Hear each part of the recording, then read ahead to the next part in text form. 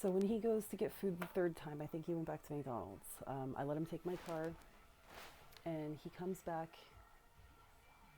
and I'm all packed up. I'm leaving because this is just it's weird. The reason I didn't get in the car with him the third time, he had been screaming more and more erratic things. He had shrugged me off, and whenever I tried to like pat him, and I was like, I gotta get out of here. This is not my intuition, and I was ignoring it. So I was gonna start paying attention to it. And when he came back from McDonald's, he saw me packed up. I was sitting outside waiting. It was still daytime, and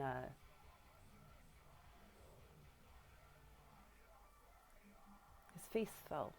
And he said, "You're leaving." And I said, "Yeah." And I lied and I said, "Well, I got some shit to do and blah, blah, blah." And he's like, "No, I understand why you're leaving. I get it." Huh.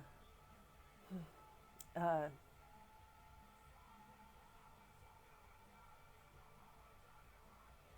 and then his eyes watered and he kind of, rubbed his eyes and he like squeezed my shoulder, like pulled me in for a hug. And he's like, "Will you come back? Please don't make me be alone."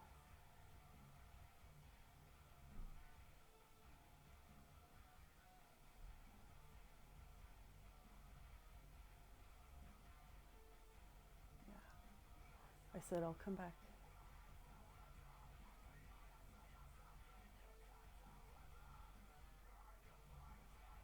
I'm getting confused. He said, "You don't have to leave yet, but I understand." I said, "Okay, then, I won't. I won't leave yet." And he shared like whatever food he got with me, and then I went back to the other part of the house. And then when I went to, he really started screaming. Like I would go downstairs and listen to this because my house has been gutted. It was flooded, so it's gutted. It's really fucking easy to hear. No matter where I am in the house, I can hear him. But I go stand right underneath him and I'm recording it. I didn't know about fucking audio recording. I'm videotaping it to pick up the audio. And I'm just gonna sneak out at this point. I think that's when I found the food in the trash in the dumpster in the garage. And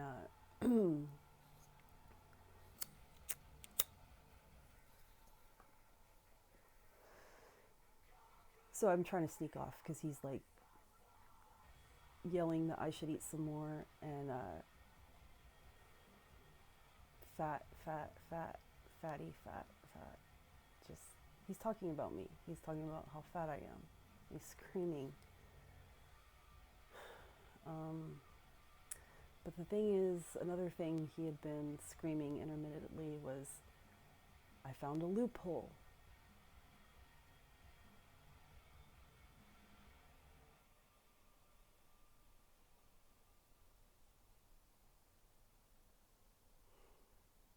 I found a loophole.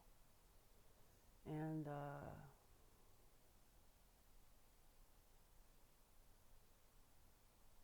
I didn't know what that meant at first. So I'm trying to sneak off. And he calls me. And he's like, "Are you leaving?" And I'm like, "Yeah, I got it." And that's when I made up and I got to do all this stuff. And it's dark. And he's like, "Okay, well, will you come back?" "Yes, I will come back. Please don't make me be alone." "I won't. I don't want to be alone." "I don't want you to be alone."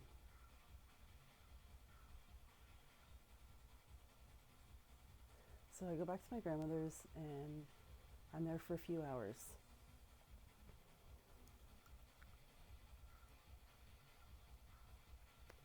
And so the 1 year anniversary of Harvey happens, right?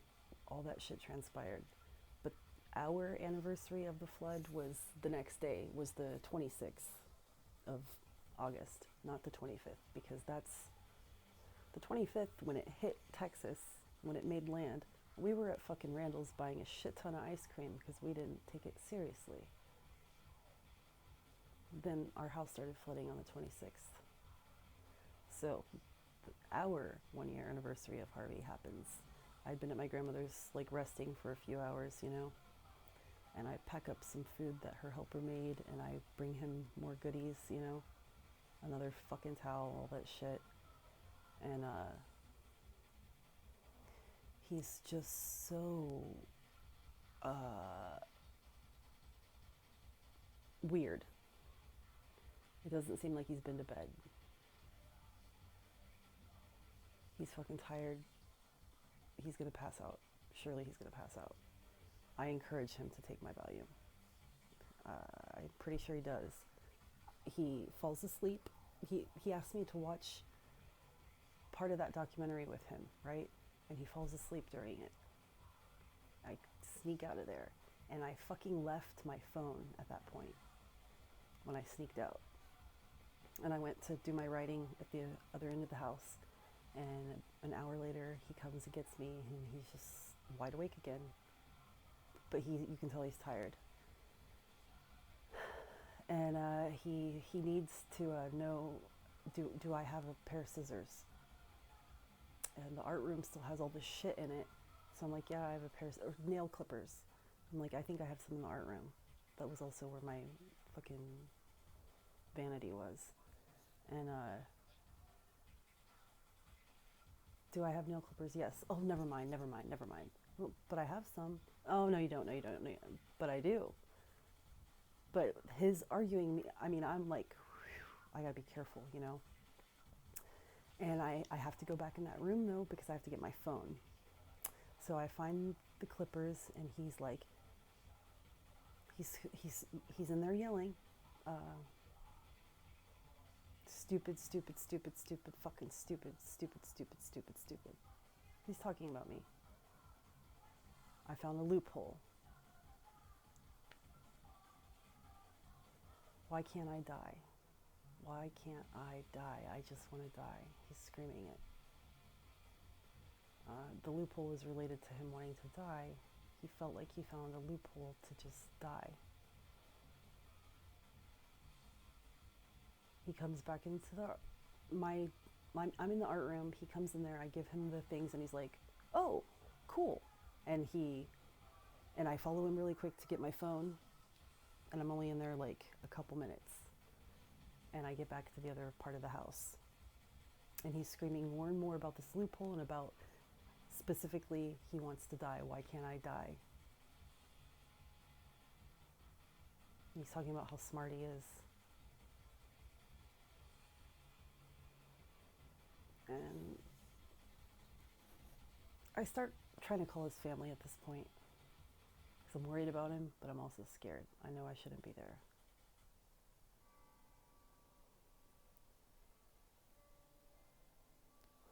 I can't get a hold of his family.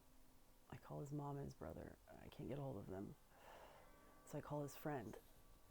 His friend talks to me, and his friend, this piece of shit, I really used to like this motherfucker. He talked to me, and it made me feel a lot better. We're talking, I tell him what's going on, and he's like, okay, well, I can come over there. And I respect this. He's like, well, I can come over there. And he's like, I went over there the other day, and I had to bust down the door because he wouldn't answer it. And I was like, really? I didn't know that. He didn't mention that. And he's like, yeah, I was worried about him. He wasn't answering his phone. And I was like, okay. And he's like, so I'm just saying, if he gets aggressive, I'm a pussy. I will turn around and leave. And I was like, I mean, no judgment. And he goes, do you just need somebody to tell you it's okay to leave? Like, do you need me to tell you that you've tried everything you can, but it's okay for you to go now? And I'm like, you know what? I don't think I realized that's exactly what I needed until you just said that. And so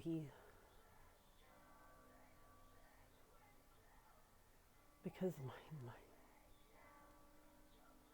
this is the love of my life, losing his shit. And he doesn't want to be alone. Right?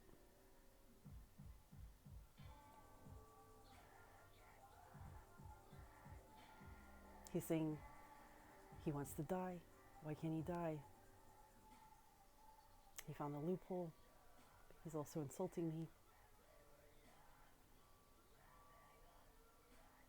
He's saying that he can end it all, right? He's saying he wants to fucking kill himself.